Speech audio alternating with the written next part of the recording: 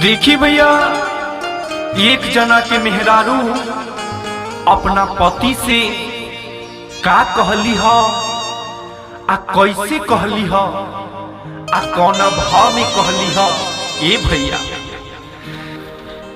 ससुरा आजा भाता रंगा खेले संगे सरहुज साली हो। ससुरा आजा भाता रंग खेले संगे सरहुज साली। ससुरा आजा भाता रंग खेले संगे सरहुज साली। ससुरा आजा भाता रंग खेले संगे सरहुज साली। ससुरा आजा भाता रंग खेले संगे सरहुज साली। ससुरा आजा भातार ससुरा आजा हो। ससुरा आजा भातार ससुरा आजा हो।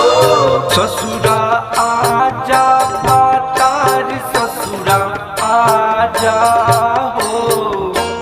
ससुरा आजा भातार रंग खेले संगे सरहुज साली। ससुरा आजा भातार रंग खेले संगे सरहुज साली।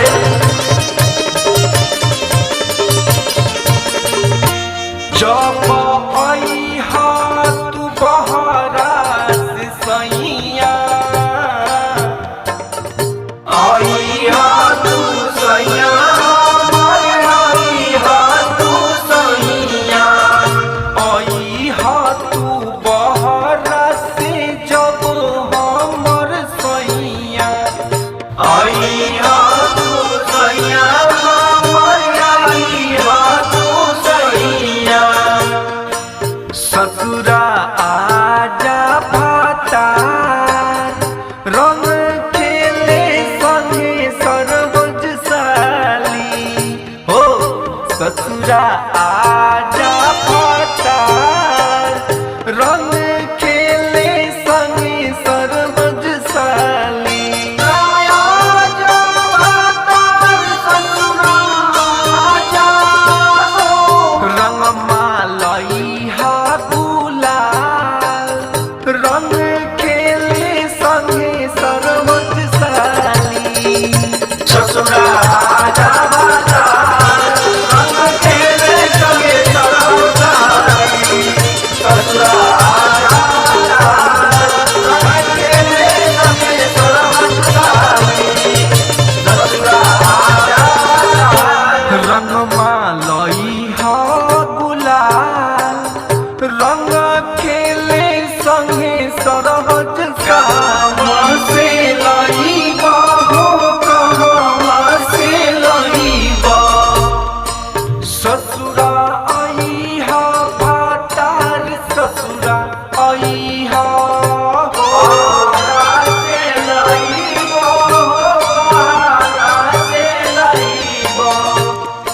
ससुरा अइहा भातार साली सरहुज के लगइहा हो।